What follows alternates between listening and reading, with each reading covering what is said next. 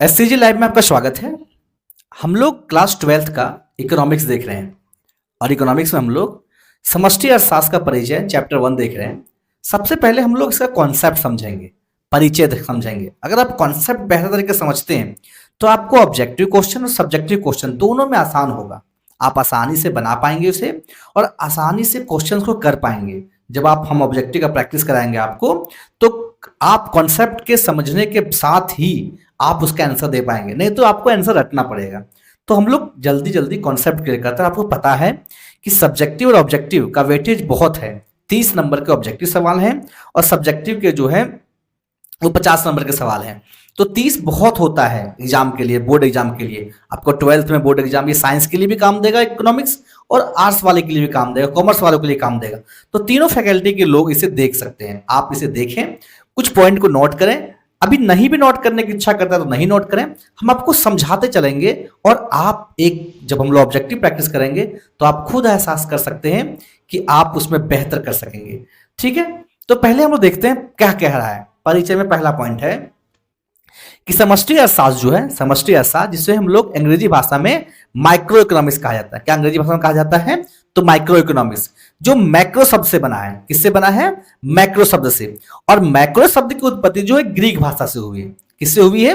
Greek भाषा। और उस भाषा का नाम क्या है? मैक्रोस। किससे हुई है? ग्रीक भाषा का एक शब्द मैक्रोस से हुई है, और जिसका अर्थ होता है बड़ा। जिसका अर्थ क्या होता है? बड़ा। तो यहां कई सवाल निकल गए। देखिए, पहला सवाल निकला कि समष्टि अर्थशास्त्र को अंग्रेजी में क्या कहते हैं? तो माइक्रो इकोनॉमिक्स, MACRO। और एक और अर्थशास्त्र होते हैं, आपको पता है, व्यष्टि अर्थशास्त्र, जिसको माइक्रो इकोनॉमिक्स कहते हैं, MICRO। ठीक है, इंग्लिश में ज्यादा फर्क है नहीं, कंफ्यूज होने की जरूरत नहीं है। इसको क्या कहते हैं हम लोग? समष्टि अर्थशास्त्र, और इसको कहते हैं व्यष्टि अर्थशास्त्र। ठीक है, जिसका अर्थ बड़ा होता है। इसकी उत्पत्ति कहां से हुई है? तो ग्रीक भाषा के एक शब्द से हुई है, जिस शब्द का नाम है मैक्रोस। क्या नाम है? मैक्रोस। और इसका अर्थ क्या होता है? बड़ा। इसलिए समष्टि अर्थशास्त्र को बृहत अर्थशास्त्र या बड़ा अर्थशास्त्र भी कहा जाता है। ठीक, बोल रहा है कि अर्थशास्त्र में सबसे पहले माइक्रो शब्द का प्रयोग, यानी अर्थशास्त्र जो हम लोग किताब पढ़ रहे हैं या हम लोग जो पढ़ रहे हैं, उसमें माइक्रो शब्द का प्रयोग ओस्लो विश्वविद्यालय के प्रोफेसर, कहां के? तो ओस्लो विश्वविद्यालय के एक प्रोफेसर रेगनर, अर्थशास्त्री जो थे, प्रोफेसर रेगनर फिश, इसने किया था 1933 में। तो आपको ओस्लो विश्वविद्यालय नहीं पूछेगा, कि सवाल इस तरह पूछ सकता है कि अर्थशास्त्र शब्द का प्रयोग सबसे पहले, यानी अर्थशास्त्र में माइक्रो शब्द का प्रयोग सबसे पहले किस अर्थशास्त्री ने किया था? तो रेगनर फिश ने। कब किया था? तो 1933 को किया था। ठीक है, नेक्स्ट है, समष्टि अर्थशास्त्र के अंतर्गत अर्थव्यवस्था के सामूहिक रूप का अध्ययन किया जाता है। यानी सामूहिक रूप का मतलब है कि समूह में अध्ययन किया जाता है, एक एक सिंगल अध्ययन नहीं करता है। अर्थव्यवस्था का समूह में अध्ययन किया जाता है, सिंगल अध्ययन इसका नहीं होता है। आगे देखते हैं, इस प्रकार की अर्थव्यवस्था में कुल उत्पादन, किसका? कुल उत्पादन, ध्यान से याद रखिएगा, कुल उत्पादन, रोजगार, कुल बचत, कुल उपभोग, विनियोग, राष्ट्रीय आय जैसी यौगिक समस्याओं का अध्ययन करता है। यानी आपको सवाल क्या पूछेगा? आपको सवाल ऐसे पूछेगा, राष्ट्रीय आय का अध्ययन समष्टि अर्थशास्त्र में होता है या नहीं होता है? तो अगर आपको कहेंगे हाँ या नहीं, जवाब हो सकता है। या फिर यह पूछ देगा कि समष्टि अर्थशास्त्र के अंतर्गत अध्ययन होने वाली समस्याएं निम्न में कौन कौन है? रोजगार दे देगा, कुल बचत दे देगा। तो आपको याद रखना क्या क्या? कुल उत्पादन। क्या क्या याद रखना आपको? कुल उत्पादन। ठीक है, फिर क्या याद रखेंगे? रोजगार। फिर क्या याद रखेंगे? कुल बचत। क्या याद रखेंगे? कुल बचत। फिर क्या याद रखेंगे? कुल उपभोग। फिर सबसे इंपॉर्टेंट जो है विनियोग, जो इसमें बहुत कंफ्यूजन होता है कि क्या विनियोग समष्टि अर्थशास्त्र में आता है। और इससे भी इंपॉर्टेंट राष्ट्रीय आय। किसका? राष्ट्रीय आय। ये राष्ट्रीय आय का जो है एक बहुत बड़ा फैक्टर है जिसका उपयोग किया जाता है। यानी राष्ट्रीय आय की समस्याएं, विनियोग की समस्याएं, कुल उपभोग की समस्याएं, बचत की समस्या, कुल बचत, सिर्फ बचत नहीं, कुल बचत, रोजगार की समस्याएं और कुल उत्पादन की समस्याओं का अध्ययन कहां किया जाता है? तो एकमात्र जगह है समष्टि अर्थशास्त्र, वहां किया जाता है। ठीक है, अगर आप आगे देखेंगे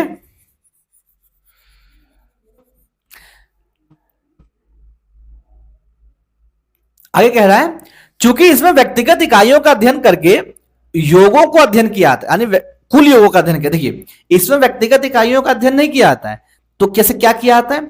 तो व्यक्तिगत इकाई का अध्ययन करता है, ए व्यक्ति, बी व्यक्ति, सी व्यक्ति, डी व्यक्ति, ई व्यक्ति का अध्ययन करता है, लेकिन कुल योग में करता है। इसको एग्रीगेट कर दिया जाता है, कुल कर दिया जाता है, इस रूप में अध्ययन किया जाता है। इसलिए इसे योग्यात्मक अर्थशास्त्र, हिंदी में बहुत अजीब लिखा हुआ, इससे हम लोग एग्रीगेटिव इकोनॉमिक्स भी कहते हैं। क्या कहते हैं? एग्रीगेटिव इकोनॉमिक्स भी कहते हैं। ठीक है, आगे, समष्टि अर्थशास्त्र या व्यापक अर्थशास्त्र किसी एक व्यक्ति, एक परिवार, एक फर्म, एक उद्योग, ध्यान से देखिएगा, किसी एक व्यक्ति, एक परिवार, एक फर्म, एक उद्योग से संबंधित ना होकर अर्थव्यवस्था की पूरी औद्योगिक समझ संबंधित होती है। वही बात को घुमा के बोला गया है कि कोई एक व्यक्ति से संबंध नहीं रहता है इसका, ना एक परिवार से रहता है, ना ही एक फर्म से रहता है, ना ही एक उद्योग से रहता है, और किससे रहता है? तो अर्थव्यवस्था की पूरी औद्योगिक संरचना से होती है इसका संबंध, यानी पूरी औद्योगिक संरचना इसका संबंध होता है, किसी एक व्यक्ति, एक परिवार के व्यक्ति से संबंध इसका नहीं होता है। आगे, समष्टि अर्थशास्त्र में एक अर्थव्यवस्था में संसाधनों के पूर्ण रोजगार से संबंधित विभिन्न समस्याओं का अध्ययन किया जाता है, जिसमें विषय वस्तु के सिद्धांतों का स्पष्ट करती है। एक बहुत इंपॉर्टेंट पॉइंट है, तो ध्यान समझिए। कह रहा है कि समष्टि अर्थशास्त्र में एक अर्थव्यवस्था में संसाधनों के पूर्ण रोजगार से संबंधित विभिन्न समस्याओं का अध्ययन किया जाता है, यानी पूर्ण रोजगार से संबंधित जो विभिन्न समस्याएं होती है उसका अध्ययन किया जाता है, और इसकी विषय वस्तु और सिद्धांतों का स्पष्ट किया जाता है, यानी इसकी जो विषय वस्तु होती है कि क्या कारण है, कि क्या रीजन है कि पूर्ण रोजगार नहीं हो पा रहा है, इसकी विषय वस्तु और इसके कार्य कारण सिद्धांत के बारे में अध्ययन किया जाता है। तो आपको हैं समष्टि अर्थशास्त्र की परिभाषाएं, डिफिनेशंस ऑफ माइक्रो इकोनॉमिक्स। समष्टि अर्थशास्त्र के परिभाषाओं को विभिन्न विद्वानों ने दिया। पहला विद्वान का नाम है प्रोफेसर चैम्बरलेन। क्या नाम है? Professor Chamberlain. प्रोफेसर चैम्बरलेन के अनुसार समष्टि अर्थशास्त्र कुल संबंधों का अध्ययन करता है। क्या करता है? कुल संबंधों का अध्ययन करता है। कुल संबंध यानी जो संबंध किसी व्यक्ति विशेष द्वारा नहीं, किसी व्यक्ति के समूह के द्वारा लगाया जाता हो, यानी एक व्यक्ति के द्वारा नहीं, समूह के द्वारा। ठीक है, तो उसका अध्ययन करता है। ये किसने कहा था? Professor Chamberlain. दूसरा, प्रोफेसर बॉल्डिंग के अनुसार, प्रोफेसर बॉल्डिंग क्या कह रहे हैं? ध्यान से, अगर स्टेटमेंट आप ध्यान से पढ़ते हैं तभी आप क्वेश्चन, ऑब्जेक्टिव क्वेश्चन को भी, सब्जेक्टिव क्वेश्चन को कर पाएंगे। समष्टि अर्थशास्त्र में व्यक्तिगत मात्राओं का अध्ययन नहीं किया जाता। देखिए, हमने पहले कॉन्सेप्ट देखा भी है कि व्यक्तिगत मात्रा का अध्ययन नहीं किया जाता है, तो किसने कहा ये? बल्कि इन मात्राओं का योग का अध्ययन किया जाता है, जो हमने कहा था कि सबमेटिव इकोनॉमिक्स, सबमेटिव इकोनॉमिक्स है। तो इसका स्टेटमेंट कौन कह रहा है? तो प्रोफेसर बॉल्डिंग्स। ठीक है, इसका संबंध व्यक्तिगत आय से नहीं है बल्कि राष्ट्रीय आय से है। व्यक्तिगत आय से नहीं है, हमने पहले भी देखा स्टेटमेंट, पार्ट 1 अगर आप देखे होंगे तो इसे व्यक्तिगत आय से नहीं है। किससे है? राष्ट्रीय आय से। व्यक्तिगत कीमत से नहीं है तो किससे है? सामान्य कीमत स्तर से, यानी व्यक्ति के स्तर पर कुछ नहीं है, सब कुछ सामान्य रूप से, किसी साधन के रूप से, किसी समूह के रूप में है। व्यक्तिगत उत्पादन से नहीं है बल्कि राष्ट्रीय उत्पादन से है, यानी व्यक्तिगत स्तर पर कोई चीजें समष्टि अर्थशास्त्र में नहीं दिखाई देता है। कौन कह रहा है ये? प्रोफेसर बॉल्डिंग्स कह रहा है। ठीक है, नेक्स्ट, प्रोफेसर जे.एल. हैकेंस के अनुसार, जे.एल. हैंसन के अनुसार शब्दों में अगर शब्द है, देखिए परिभाषाएं अलग अलग है लेकिन उसका निचोड़ जो एक ही चीज है। प्रोफेसर जे.एल. हैंसन के क्या कहते हैं कि समष्टि अर्थशास्त्र अर्थशास्त्र की वह शाखा है जो बृहत योगों जैसे कुल रोजगार, कुल आय, कुल बचत, राष्ट्रीय आय एवं व्यय आदि के पारस्परिक संबंधों का विचार करता है। हमने बताया था कि आप उस स्टेटमेंट को ध्यान रखें कि क्या इसमें समझना है, क्या पढ़ना है इस अर्थशास्त्र में। तो इसी बात को हैंसल ने अपने शब्दों में कहा कि यह अर्थशास्त्र की वह शाखा है जिसमें कुल रोजगार के बारे में बात किया जाता है, कुल आय के बारे में, कुल बचत के, कुल राष्ट्रीय आय के और उसके व्यय के बीच पारस्परिक संबंध, यानी रोजगार से आय का क्या संबंध है, आय से बचत का क्या संबंध है, व्यय से राष्ट्रीय आय से क्या संबंध है, इन सारे पारस्परिक गतिविधि का अध्ययन किया जाता है। उपयुक्त परिभाषाओं के आधार पर हम ये कह सकते हैं कि समष्टि अर्थशास्त्र आर्थिक विश्लेषण की वह शाखा है जिसमें व्यक्तिगत इकाइयों का अध्ययन करके संपूर्ण अर्थव्यवस्था का एक साथ अध्ययन किया आता है। यानी हम एक निचोड़ निकालें तो ये समझ में आता है कि व्यक्तिगत इकाइयों का अध्ययन तो किया आता है, लेकिन संपूर्ण अर्थव्यवस्था को ध्यान में रखते हुए। देखिए यहां एक फिगर भी दिख रहा है आपको कि ये एक दो तराजू जो है इक्वल दिख रहा है। क्यों? क्योंकि इक्वल इसलिए दिखाने का प्रयास कर रहा है क्योंकि व्यक्तिगत इकाई यहां मायने नहीं रखता है, यहां मायने रखता है संपूर्ण अर्थव्यवस्था में व्यक्तिगत इकाइयों की भागीदारी। ठीक है, तो हम ये कह सकते हैं कि समष्टि अर्थशास्त्र आर्थिक विश्लेषण की शाखा है जिसमें व्यक्तिगत इकाइयों का अध्ययन संपूर्ण अर्थव्यवस्थाओं के अध्ययन के साथ किया जाता है। यानी सिर्फ अकेले किसी व्यक्ति को इसको अकेले नहीं गिना जाता है। जब गिना जाता है तो ये संपूर्ण अर्थव्यवस्था है और ये साथ में कैलकुलेट हो जाता है। ठीक है, अब है समष्टि अर्थशास्त्र के विषय क्षेत्र। समष्टि अर्थशास्त्र में विषय क्षेत्र में हम लोग क्या क्या पढ़ेंगे, किस किस चीजों का अध्ययन बेहतर तरीके से करेंगे।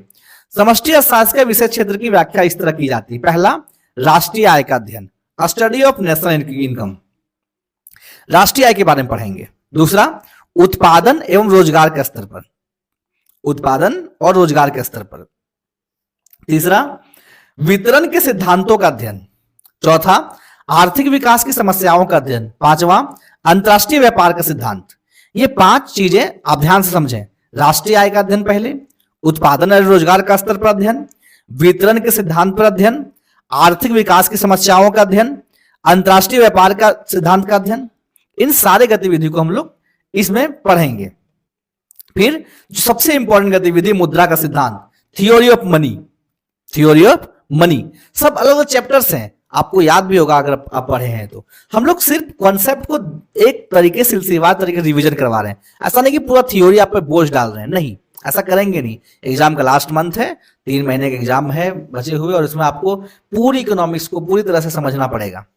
व्यवसायिक उतार चढ़ाव का सिद्धांत, थियोरी ऑफ बिजनेस फ्लक्चुएशन, यानी व्यवसायिक स्तर पर उतार चढ़ाव कैसे हो रहा है। सामान्य कीमत स्तर का सिद्धांत, सामान्य कीमत स्तर पर सिद्धांत, सामान्य कीमत स्तर पर किस तरह काम करता है। इन सारे चीजों को हम लोग समष्टि अर्थशास्त्र में कवर अप करेंगे।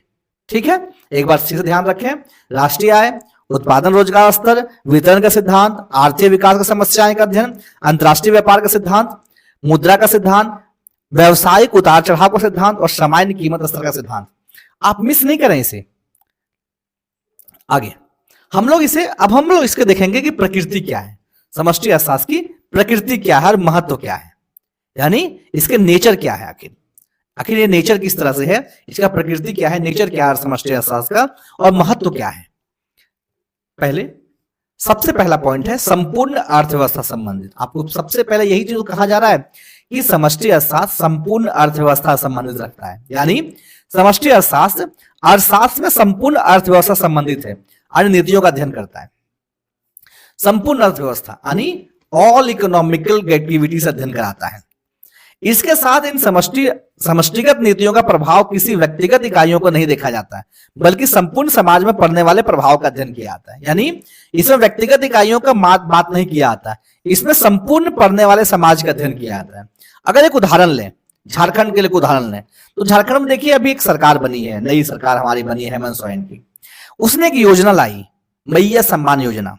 उस योजना का इंपैक्ट क्या हुआ, संपूर्ण अर्थव्यवस्था को देखकर लाया गया कि झारखंड में जो महिलाएं हैं, 21 से लेकर 50 साल की महिलाएं शुरुआत में घोषणा की गई थी, उन महिलाओं को एक राशि दी जाए जिस राशि से उनका आर्थिक शोषण जो होता है, जो उन्हें मूल रूप से कहा जाता है कमजोर है, वो कमजोरी दूर हो गया। और इसका परिणाम आपके सामने है। यानी संपूर्ण अर्थव्यवस्था की नीति बनाई जाती है, एक के लिए नहीं, किसी क्षेत्र विशेष के लिए नहीं। दूसरा है व्यापक दृष्टिकोण। व्यापक दृष्टिकोण का मतलब बड़े स्तर पर। इसका दृष्टिकोण व्यापन होता है, सूक्ष्म चरों एवं व्यक्तिगत इकाइयों का महत्व नहीं दिया जाता है। यानी छोटे छोटे गतिविधियों को और व्यक्तिगत इकाई के बारे में, अध्ययन के बारे में सोचा ही नहीं जाता है। तीसरा है व्यापक विश्लेषण, बड़े स्तर पर विश्लेषण किया जाता है। व्यापक अर्थशास्त्र में, यानी व्यापक अर्थशास्त्र लिख रहा है, इसका मतलब बृहत अर्थशास्त्र, इसका मतलब मैक्रो इकोनॉमिक्स। व्यापक विश्लेषण का महत्वपूर्ण स्थान होता है, बड़े बड़े विश्लेषण किए जाते हैं, बड़े बड़े स्तर पर विश्लेषण किए जाते हैं। इसमें मौद्रिक, राजस्व नीति, प्रभावों का अध्ययन किया जाता है, जैसे कुल रोजगार, विनियोग, राष्ट्रीय आय, नीतिगत चीजों का अध्ययन किया जाता है। यानी मौद्रिक नीति बनाई जाती है, सरकार का खजाना, कितना देश का अर्थव्यवस्था है, कहाँ लगाना चाहिए, किन किन क्षेत्रों में इसे इन्वेस्ट करना चाहिए, इन सारी गतिविधि का अध्ययन किया जाता है। ये नहीं कि कौन व्यक्ति को दें, किस व्यक्ति को नहीं दें, इन सारी गतिविधि पर नहीं। चौथा, परिवर्तनशील इकाइयों की समष्टि इकाई, यानी समष्टि अर्थशास्त्र में कुल राष्ट्रीय उत्पादन, कुल रोजगार सामान्य कीमत में परिवर्तनशील माना जाता है। यानी ऐसा नहीं कि स्टडी एक ही जगह पर स्थिर है, राष्ट्रीय आय भी बढ़ेगा घटेगा, कुल राष्ट्रीय उत्पादन भी बढ़ेगा घटेगा, सामान्य कीमत स्तर पर उनका परिवर्तनशील माना जाता है। यानी यह देखिए चित्र दिखा रहा है कि हो सकता है कि कभी यहां पहुंचे, फिर डाउन हो जाए और फिर धीरे धीरे उछाल भी आए, यानी परिवर्तनशील है। समष्टिगत मात्राएं, समष्टिगत मात्राएं में व्यक्तिगत मात्राओं का योग नहीं किया जाता है। इसमें समष्टिगत मात्राओं को कुल संख्या का भाग देने के व्यक्तिगत मात्राएं प्राप्त की जा सकती है, क्योंकि दोनों मात्राओं का ध्यान अलग अलग तरीके से किया जाता है। अगर मान लेते हैं एक गांव की जनसंख्या में ये देखा कि उस गांव का आदमी जो है 1000 इनकम पूरे गांव का है, और उस गांव में जो है ये समष्टि अर्थशास्त्र ने कैलकुलेट किया, उस गांव में जो है 100 लोग हैं, तो इसका अगर व्यक्तिगत इकाई निकात करना हो तो 1000 डिवाइडेड बाय 100 करेंगे तो 10 रुपया पर हेड हो जाएगा। ये एक उदाहरण दिए हम।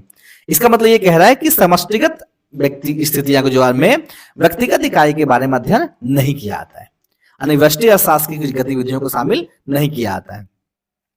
परस्पर निर्भरता, ये बहुत इंपॉर्टेंट है।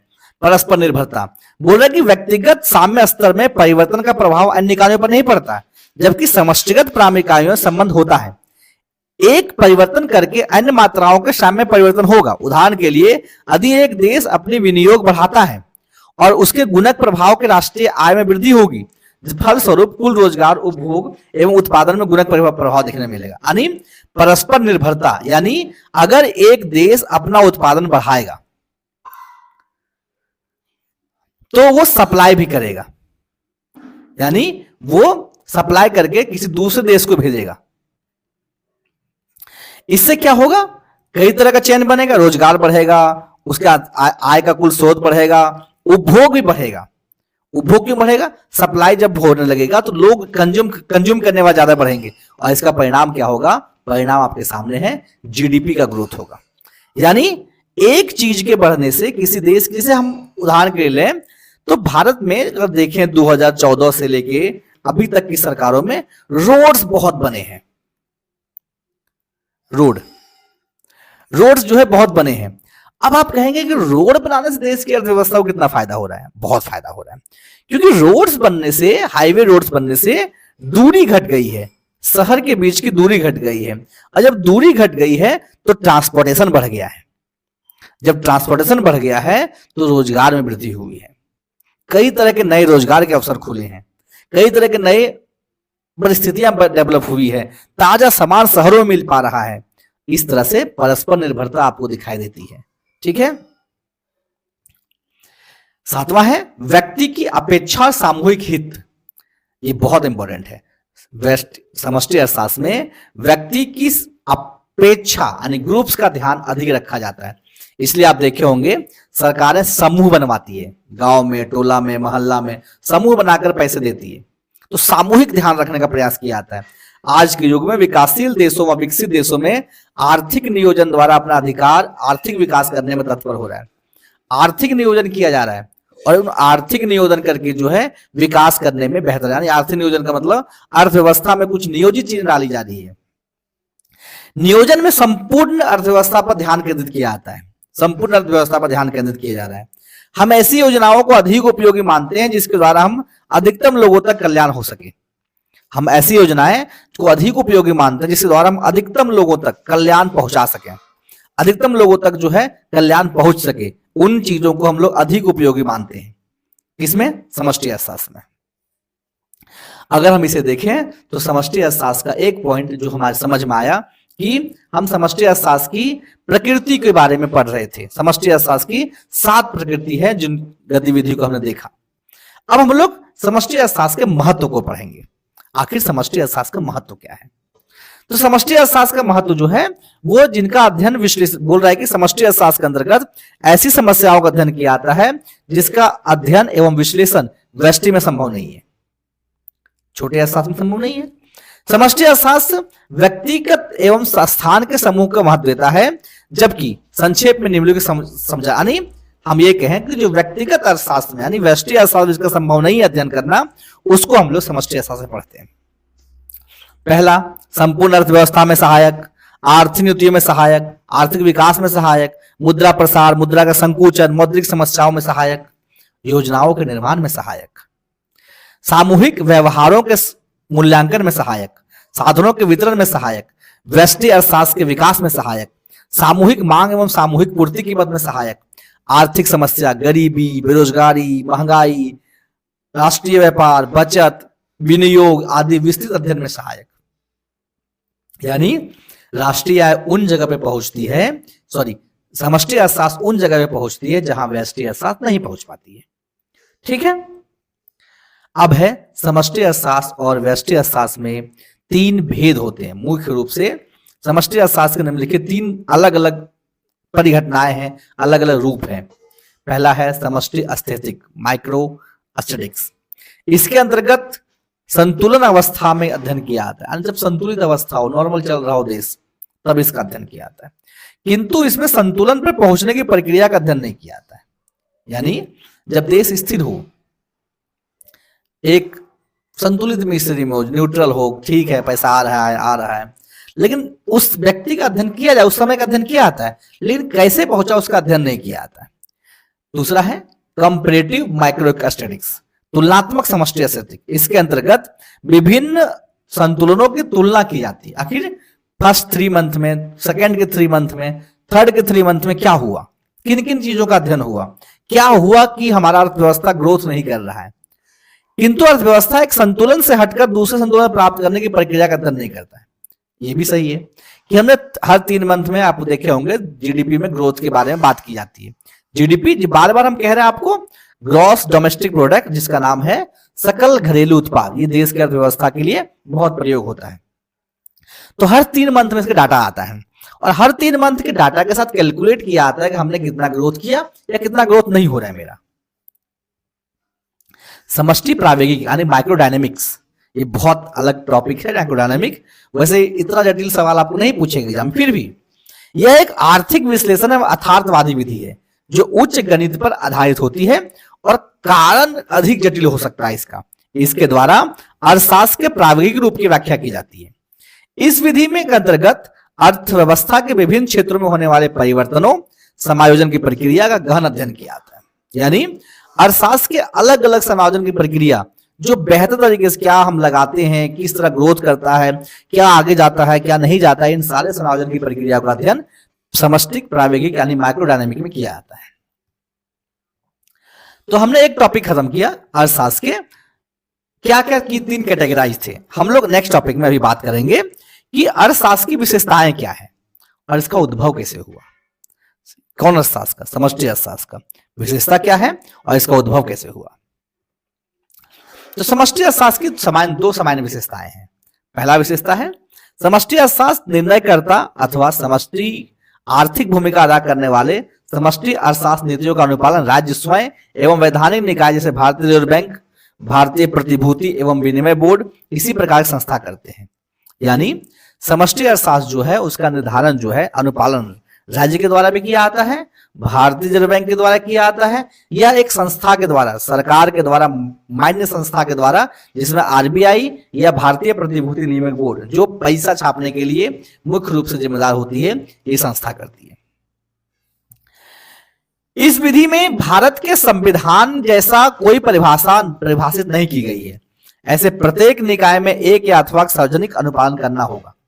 बोल रहा है कि समष्टि अर्थशास्त्र में ऐसा नहीं कि एक विधि डाल दिया गया कि संविधान में लिखित है कि जो ये नियम बता रहा है वो पूरे को पालन करना पड़ेगा, लेकिन एक अनुमान लगाया जाता है जिससे आप एक स्टैटिक नियम को पालन कीजिए नहीं कीजिए वो आप पे निर्भर करता है, पालन करने वाले पे निर्भर करता है। ऐसा संवैधानिक रूप से नहीं कर दिया गया है कि नियम आपको पालना ही पड़ेगा, अनुपालन करना ही पड़ेगा।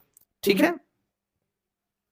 दूसरा, समष्टि अर्थशास्त्र निर्णयकर्ताओं पर क्या करने का प्रयास करता है। ठीक है, समष्टि अर्थशास्त्र के निर्णयकर्ता क्या करने का प्रयास करते हैं, स्पष्ट रूप से उन्हें उद्देश्यों से बाहर जाना पड़ता है, जिन सार्वजनिक आवश्यकताओं के लिए आर्थिक संसाधनों का परियोजना का निर्णय लेना पड़ता है। यानी क्या करें या क्या नहीं करें, यह निर्णय करने की विशेषता जो है समष्टि अर्थशास्त्र देता है। इस प्रकार के क्रियाकलाप में जब निजी हित के लिए नहीं होता है और अनुपालन के संपूर्ण देश की जनता के कल्याण के लिए किया जाता है, यानी एक कह सकते हैं कि एक एनालिसिस करने का मौका देता है कि निजी हित को छोड़कर एक देश के लिए, एक व्यवस्था के लिए, एक कल्याण के लिए हम क्या हित के लिए कौन सा कानून, कौन सा नियम बनाए। कई तरह के नियम हमारे देश में आए। अगर आप देखेंगे तो भारत सरकार के द्वारा चलाई जाने वाली बाथरूम की योजना थी, टॉयलेट बनाने की योजना थी, लोगों ने बहुत विरोध किया इसे, क्यों जरूरी है ये। लेकिन अगर आप देखें 2014 से लेकर अभी तक तो 90% तो सफलता है कि लोगों, सरकार ने वो 10,000 का टॉयलेट देकर, 10,000 का बाथरूम देकर लोगों के दिमाग में ये डाल दिया गया कि भाई आप बाथरूम जाइए। वो बाथरूम भले बहुत अच्छा नहीं था, लेकिन कुछ दिन तक डालने के बाद अब लोग खुद का बाथरूम जो समृद्ध है वो बना रहे हैं और जो नहीं समृद्ध है उसका उपयोग कर रहे हैं। और इससे क्या हुआ, आज देश में लगभग, हम ये नहीं कह रहे 100% हुआ, लेकिन 90% तक ये सफलता है कि सरकार जो बाहर में लोग शौच जाते थे उससे मुक्त कर। तो ये बड़ी योजना है, कल्याणकारी योजनाएं हैं, इसके बारे में बात की गई। अब है समष्टि अर्थशास्त्र का एक हम लोग संक्षिप्त स्तर में एनालिसिस करेंगे और उसे अध्ययन करने का प्रयास करेंगे। बोल रहे हैं कि समष्टि अर्थशास्त्र का उद्भव का संक्षिप्त अध्ययन, कैसे उद्भव हुआ, इसका उद्भव कैसे हुआ, कैसे निकला ये। तो समष्टि अर्थशास्त्र एक शाखा है जिसका उद्भव ब्रिटिश अर्थशास्त्री जॉन मेनार्ड किन्स, उतना नहीं याद रख पाइए, सिर्फ किन्स याद रखिएगा। किसने? किन्स। ये प्रसिद्ध पुस्तक the theory of employment, interest and money, आप इसे किताब का नाम जरूर याद रखें, general theory of employment, interest and money. इसके द्वारा लिखी गई पुस्तक है, तो किन्स के द्वारा, प्रोफेसर किन्स के द्वारा। कहां के वैज्ञानिक थे, कहां के अर्थशास्त्री थे वो? तो ब्रिटिश के अर्थशास्त्री थे। 1936 में प्रकाशित हुआ। कब प्रकाशित हुआ? 1936 में। किन्स से पहले अर्थशास्त्र में यह विचारधारा प्रचलित थी कि सारे श्रमिक जो काम करने के इच्छुक हैं उन्हें काम मिलेगा और सारे कारखाने अपने पूर्ण क्षमता के साथ कार्य करते रहेंगे। विचारों को इस संप्रदाय के क्लासिकी परंपराओं के रूप में जाना जाता था। यानी किन्स के पहले जो अर्थव्यवस्थाएं थी उसमें यह कहा जाता था कि सारे श्रमिक काम करने के इच्छुक हैं, उन्हें काम मिलेगा और पूर्ण रूप से जितने श्रमिक काम कर सकते हैं सारे कारखाने में पूर्ण क्षमता के साथ कार्य करेंगे, यानी करते रहेंगे। लेकिन उनके विचारों के आने के बाद कुछ चीजें बदली, उनके किताब के आने के बाद क्या बदली? किंतु 1929 की महामंदी के वर्षों में देखा गया कि यूरोप में और उत्तरी अमेरिका में देशों में निर्गत रोजगार सिद्धांतों में भारी गिरावट आई और इसका दुनिया पर प्रभाव पड़ा, तेज असर पड़ा। ये देखिए किन्स है, प्रोफेसर किन्स। 1929 में जब महामंदी आई तो देखा गया कि रोजगार पे बहुत बड़ा गिरावट आया, बहुत गिरावट देखने को मिली। यानी बाजार में वस्तुओं की मांग कम थी और कारखाने बेकार पड़े हुए थे। वस्तुओं की मांग कम थी तो मजदूर काम कहां करेंगे? तो पहले तो था स्टेटमेंट, देखिए कहां कि जितने कारखाने हैं वो पूर्ण रोज क्षमता के अनुसार कार्य करेंगे। तो कार्य तो करना ठीक है, करेंगे। लेकिन जब महामंदी आ चुकी थी, कब? 1929 में। एक सवाल यहां बनता है कि महामंदी कब आई थी? 1929 में। तो जब महामंदी आई 1929 में तो भारी रोजगार में गिरावट आ गई। कौन खाएगा भाई, पैसा ही नहीं तो। और इससे रोजगार की भारी गिरावट हुई और इसका प्रभाव कितना? तेज देश पे पड़ा। बाजार में वस्तुओं की मांग कम थी, कारखाने बेकार पड़ गए, श्रमिक को काम से निकाल दिया गया। जैसे लॉकडाउन के समय हमारे देश में भी हुआ, इस श्रमिकों को काम से निकाल दिया गया। संयुक्त राज्य अमेरिका ने 1929 से 1933 तक बेरोजगारी दर में व्यापक वृद्धि हो चुकी थी। यानी अमेरिका में, यूएसए में, यूनाइटेड स्टेट ऑफ अमेरिका में भी 1929 से 33 तक बेरोजगारी व्यापक स्तर पर थी, बहुत चरम सीमा पर थी। उस अवधि के दौरान संयुक्त राज्य अमेरिका में समस्त उत्पादन में गिरावट आई। इन घटनाओं ने अर्थशास्त्रियों को नए तरीके से अर्थव्यवस्था के संबंध में सोचने के लिए प्रेरित किया। तो 1929 की जो महामंदी है वही महामंदी जो है अर्थव्यवस्था को नए तरीके से सोचने के लिए अर्थशास्त्रियों को प्रेरित किया। किन्स की पुस्तक की इसी दिशा में एक प्रयास साबित हुई और अपने पूर्ववर्तियों के विपरीत अध्ययन करके एक नया दृष्टिकोण बनाया और विभिन्न क्षेत्रों के परस्पर निर्भरता का परीक्षण करना था और यह समष्टि अर्थशास्त्र के विषय के रूप में उद्भव हुआ। यानी अगर हम लोग एक ब्रीफली नॉलेज लें तो 1929 की महामंदी के कारण समष्टि अर्थशास्त्र को समझने के बारे में अध्ययन करने का सोचा गया कि नहीं, एक अर्थव्यवस्था हम लोग अलग तरीके से सोचते हैं, सिंगल वाइज नहीं, क्या हो सकता है जब एक साथ इतनी बड़ी प्रॉब्लम आ जाए तो, और एक नई अर्थव्यवस्था उभर के आई जिसे समष्टि अर्थशास्त्र कहा गया। ठीक है, तो इसमें हम लोग क्या समझें कि समष्टि अर्थशास्त्र का उद्भव कैसे हुआ, और समष्टि अर्थशास्त्र के उद्भव में किन्स ने एक पुस्तक लिखी थी, पुस्तक का नाम general theory of employment, interest and money, जो कब लिखी गई थी 1936 में। ठीक है, और ये किन्स है। और 1929 में महामंदी आई थी जिसका प्रभाव 13 देशों पर पड़ा। 1929 से 1933 तक अमेरिका में बेरोजगारी दर काफी अधिक थी और यही कारण रहा कि एक अर्थशास्त्र नामक पुस्तक, जो किन्स के द्वारा नई पुस्तक, नई तरह की चीजें जो व्यष्टि अर्थशास्त्र से अलग हो, उनके लिखने पर एक बल दिया गया और नया अर्थशास्त्र उभर कर सामने आया, जिस अर्थशास्त्र का नाम समष्टि अर्थशास्त्र। ठीक है, अब हम लोग समष्टि अर्थशास्त्र और व्यष्टि अर्थशास्त्र में अंतर पढ़ेंगे, जो इस टॉपिक का अंतिम टॉपिक होगा इस चैप्टर का, और ये बहुत इंपॉर्टेंट है। ठीक है, तो पहला है समष्टि अर्थशास्त्र और व्यष्टि अर्थशास्त्र में। समष्टि अर्थशास्त्र और व्यष्टि अर्थशास्त्र, आपको पता है व्यष्टि अर्थशास्त्र व्यक्तिगत स्तर पर अध्ययन किया जाता है, आर्थिक संबंधों और समस्याओं का अध्ययन करता है, यानी व्यक्तिगत स्तर पर अध्ययन करता है। ये क्या करता है, संपूर्ण अर्थव्यवस्था का अध्ययन करता है और संपूर्ण समस्याओं का अध्ययन किया जाता है। इसमें व्यष्टि अर्थशास्त्र के अंतर्गत एक फर्म, एक उद्योग के कीमत स्तर का ध्यान किया जाता है। इसमें संपूर्ण फर्म, संपूर्ण उत्पादन, कुल उत्पादन, सामान्य कीमत पर निर्भर कर अध्ययन किया जाता है। इसका मुख्य उपकरण मांग एवं पूर्ति है। मांग बढ़ेगा तो पूर्ति घटेगा, मांग घटेगा तो पूर्ति बढ़ेगा, ऐसा ही है। इसका मुख्य समग्र मांग, समग्र पूर्ति, वही चीज है, एक व्यक्तिगत मांग पर निर्भर कर रहा है, यहाँ समग्र मांग की बात कर रहा है। व्यष्टि अर्थशास्त्र का अध्ययन सामान्यतः समष्टि के स्थिर रहते हैं। उदाहरण के लिए व्यक्तिगत अर्थशास्त्र का अध्ययन, यह मान्यता है कि समष्टि पर स्थिर रहते हैं, यानी व्यक्तिगत अर्थशास्त्र समष्टि पर स्थिर रहता है, मतलब कोई प्रभाव नहीं पड़ता है। उदाहरण के लिए जब हम फर्म, उद्योग का उत्पादन और कीमत का निर्धारण करते हैं तो यह मान लिया जाता है कि राष्ट्रीय आय स्थिर रहता है। यानी जब हम एक छोटा सा फर्म लगाया जाता है, एक उद्योग लगाया जाता है, छोटा सा फर्म लगा के उद्योग लगा के उत्पादन किया जाता है, तो ये मान लिया जाता है कि जो राष्ट्रीय उत्पादन है वो स्थिर है और हमारा व्यक्तिगत उत्पादन जो बढ़ेगा, तभी तो लोग इस पर खर्च करते हैं। जबकि समष्टि अर्थशास्त्र के अध्ययन में यह मान्यता है कि व्यष्टि अस्थिर है। ठीक है, जब हम उदाहरण के लिए जब हम कुल राष्ट्रीय उत्पादन पर स्तर पर अध्ययन करते हैं तो यह मान लिया जाता है कि आय का वितरण स्थिर है। यानी आय का वितरण स्थिर का मतलब है लोगों के जो पैसा बटा हुआ, लोगों के पास धन है, वो वितरण स्थिर है, तभी तो हम हर जन तक पहुंच पाएंगे।